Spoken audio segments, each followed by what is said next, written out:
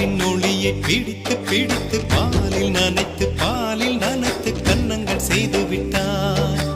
உலக மலர்கள் பறித்து பறித்து 2 பந்துகள் அமைத்து அமைத்து பெண்ணை சமைத்து விட்டான்.